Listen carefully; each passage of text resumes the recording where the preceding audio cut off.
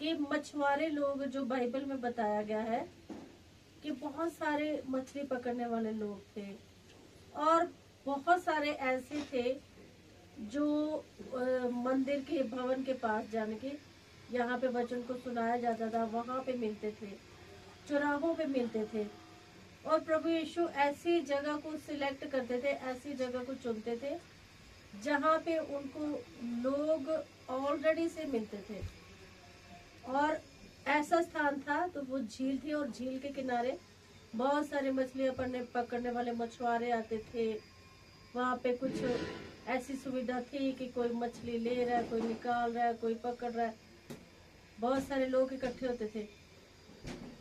जब यीशु से वहां पहुंचे तो क्या हुआ कि भीड़ इकट्ठी हो गई। भीड़ इसलिए इकट्ठी हुई क्योंकि अगर हम दूसरे पहलू से देखें तो ये वही यीशु मसीह है, ये वही प्रभु का सुसमाचार सुनाने वाला, परमेश्वर का वचन सुनाने वाला, ये वही यीशु मसीह है जिसको इन्हीं लोगों ने चिल्ला चिल्ला के, शोर मचा मचा के कहा कि यीशु को क्या दी जाए, वो उसकी मृत्यु दी जाए। हालेलुया।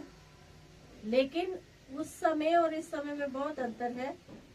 ये समय था प्रभु का अपने परमेश्वर के लिए काम करने का।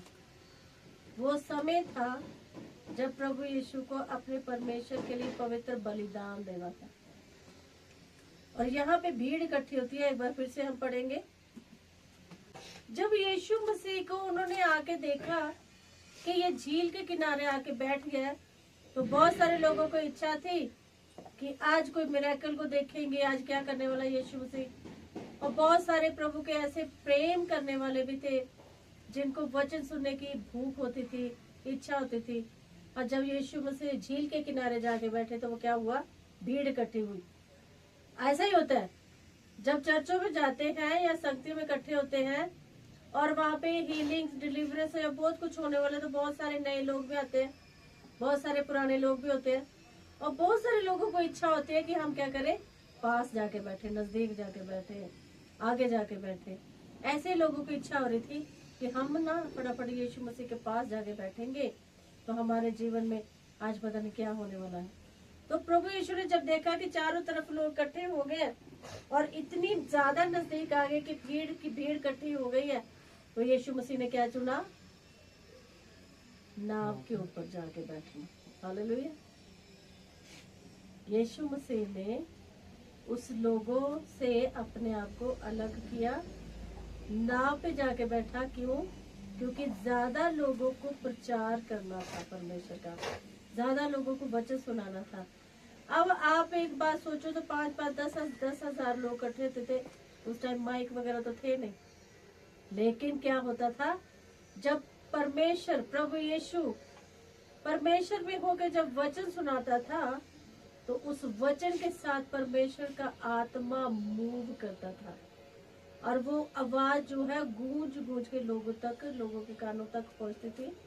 और परमेश्वर के वचन को जो है परमेश्वर का आत्मा ही 10,000, 5,000 लोगों तक पहुंचाने की सामर्थ रखता था। और परमेश्वर के पुत्र जब यीशु मसीह को पता चला क्या भीड़ इकट्ठी हो गई है, अब ये कंट्रोल से बाहर हो जाएंगे, मेरे इतने नजदीक आ गए हैं कि मुझे बैठना मुश्किल हो रहा है, सुनाना वचन मुश्किल हो रहा है। तो उन्होंने क्या किया, अपने आप को लोगों को झील के किनारे बैठने के लिए कहा और खुद क्या किया, बोट के ऊपर, उस नाव के ऊपर जा बैठे। क्यों? क्योंकि उस झील के अंदर तो कोई नहीं जा सकता था, वहां आगे जगह नहीं थी। और प्रभु को अपनी बात को सुनाने के लिए अलग जगह की जरूरत थी। इसलिए प्रभु यीशु नाव पे जाके बैठे और थोड़ी ऊंचाई पे बैठे कि लोग उन्हें आराम से सुन सके और जो परमेश्वर के पुत्र वचन के द्वारा सुनाना चाहते थे वचन को, उसको लोगों तक पहुंचा सके। आगे हम देखेंगे कि पर दृष्टांतों में बरत गई। लिखा है प्रभु यीशु ने उन लोगों से दृष्टांत, यानी कि एक कहानी बना के, यानी एक स्टोरी बना के बात बतानी चाहिए। क्योंकि बहुत सारे लोग हैं जो वचन को सुनते ही सीधा सीधा समझ जाते हैं और बहुत सारे वहाँ पे ऐसे लोग थे जो सीधी तरह से समझ नहीं पाते थे। उनको जल्दी बात, जैसे वचन से समझ ना आए तो प्रभु यीशु ने सबको एक नजर से देखा और उस बात को मद्दे नजर रखते हुए क्या किया, दृष्टांत यानी कि स्टोरी बना के परमेश्वर के वचन को उनको इजी तरीके से, आसान तरीके से उन तक पहुंचाया। और पहुंचाने के बाद यहाँ पे वचन में क्या लिखा है कि वहां प्रभु ने उनको दृष्टांतों से बातें की। अगर आप दूसरी जगह पे देखो तो वहां पे परमेश्वर के वचन में लिखा है कि प्रभु के चेले खुद कहते हैं कि प्रभु तू दृष्टांतों में यानी कि तू कहानी के रूप में बात क्यों करता है। तो प्रभु यीशु खुद कहता है कि इसलिए करता हूँ क्योंकि तुम्हें वचन की समझ दी गई है, लेकिन बहुतों को वचन की समझ नहीं है, इसलिए उन्हें दृष्टांत में, उन्हें कहानी के रूप में बताना जरूरी है। क्योंकि प्रभु यीशु का मकसद था कि हर एक के हृदय तक वचन पहुंचे और हर एक को समझ लगे कि परमेश्वर का वचन क्या कहता है। सो आगे हम देखते हैं कि वचन में लिखा गया है कि बोने वाला क्या हुआ। बोने वाला कुछ बीज मार्ग के किनारे, बोते समय कुछ बीज मार्ग के किनारे गिरे और पक्षियों ने आकर उन्हें चुरा लिया। कुछ बीज पथरीली भूमि पर गिरे जहां उन्हें बहुत मिट्टी ना मिली, और गहरी मिट्टी ना मिलने से के कारण वे क्या हुए, जल्द उग गए। पर सूरज निकलने पर वे जल गए और जड़ ना पकड़ने से सूख गए। कुछ बीज झाड़ियों में गिरे और झाड़ियों ने बढ़कर उन्हें दबा डाला। पर कुछ बीज अच्छी भूमि पर गिरे और फल लाए, कोई 100 गुना, कोई 60 गुना और कोई 30 गुना। जिसके कान हो वो सुन ले। हालेलुया। प्रभु यीशु ने जब जब वचनों की गहराई को बताना चाहा तो उन्होंने बोला कि लास्ट में हमने बहुत जगह पे पढ़ा हुआ है, क्या लिखा है, जिसके कान हो वो क्या करे, सुन ले। अब कान तो सबके ही है कि नहीं। जिसकी आंख हो वो देख ले। और प्रकाशित वाक्य में और आगे पीछे देखो तो वहां पे लिखा हुआ,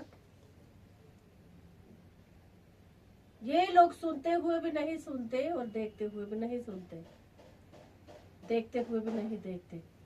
ये बात उनके लिए कही गई है क्योंकि वचन हर किसी को एक तरीके से सुनाया जाता है, एक तरीके से समझाया जाता है, लेकिन कुछ लोग उसे गहराई से अपने जीवन में लागू करते हैं और परमेश्वर के वचन की आज्ञा के अनुसार चलते हैं।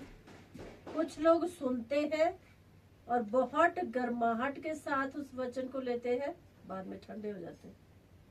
कुछ लोग यहाँ से इस कान से सुना और इधर से निकाल दिया। जो चौथा वचन है, बोते समय बोला कुछ बीज जो है मार्ग के किनारे गिरे और पक्षी आए और उसे चुन लिया। ऐसे ही संसार में बहुत सारे लोग हैं जिन्हें वचन सुनाया जाता है और वो सुनते हैं, बड़े अच्छे से सुनते हैं और हाँ में हाँ भी मिलाते हैं, लेकिन जैसे ही उनके जीवन में कुछ थोड़ी बहुत ऊंच नीच, कुछ ऐसी तकलीफ या कोई परेशानी या कुछ थोड़ा सा भी सताव आता है तो वो क्या होता है, पक्षी आके क्या करते हैं, चुरा के चुग के चले जाते हैं। पक्षी यानी कि वचन चुराने वाला। जिस तरह से आपने यहाँ से कुछ अपने हाथ में कुछ चावल या दाल उठाई, आप जाते जाते उसको गिराते गए, लेकिन वो ना मिट्टी में गया ना वो किसी अच्छी जमीन पे गया, और वो वचन क्या किया गया, पक्षी आके चुरा के चले गए। ऐसे ही है हमारा जीवन भी। अगर हम वचन सुनते रहेंगे, उस पे अमल नहीं करेंगे, वचन में सुनने में अगर हम जड़ नहीं पकड़ेंगे। एक बीज कब जड़ पकड़ता है आपको पता है? जब हम बीज को बोते हैं भूमि में, तो उसकी कुछ दिनों बाद जब हम उसकी देख रेख करते हैं, पानी देते हैं, तो क्या होता है, उसकी जड़ निकलती है। एक बीज को जड़ निकालने के लिए और पौधा बनने के लिए अपने आप में पूरी तरह से मरना पड़ता है। हालेलुया। मरने का मतलब जब तक वो बीज ही रहेगा, अपने आप को मारेगा नहीं जमीन में, अपने आप का त्याग नहीं करेगा, तब तक वो फल नहीं ला सकता। ऐसे ही इंसान का जीवन है। जब हम वचन तो सारे सुनते हैं, वचन सुनते हैं, अगर वचन में जड़ नहीं पकड़ी, अगर वचन में हम परिपूर्ण नहीं हुए, हमारी पकड़ नहीं हुई, अपने आप को हमने अपने जीवन की परिस्थितियों को, जीवन की इच्छाओं को, बहुत सारी ऐसी बातों को जो हमारे परमेश्वर और हमारे जीवन में रुकावट है, उन चीजों को अगर आपने और हमने मारा नहीं तो फल नहीं आ सकता। ऐसे ही है। तभी परमेश्वर ने कहा कि कुछ बीज क्या हुआ, किनारों पे गिराया गया और पक्षी आए और चुरा लिया गया। वो उन्होंने, पक्षियों ने चुग लिया और खा लिया। अगर हम विश्वास में चलते हुए, प्रभु के साथ चलते हुए, हमने अपने आप को परमेश्वर में मारा नहीं, हमने जड़ नहीं पकड़ी, हमने फल नहीं लाया, तो इसी तरह से होगा कि पक्षी आएगा और वो हमारे जीवन से उस दाने को, उस बीज को चुरा के चला जाएगा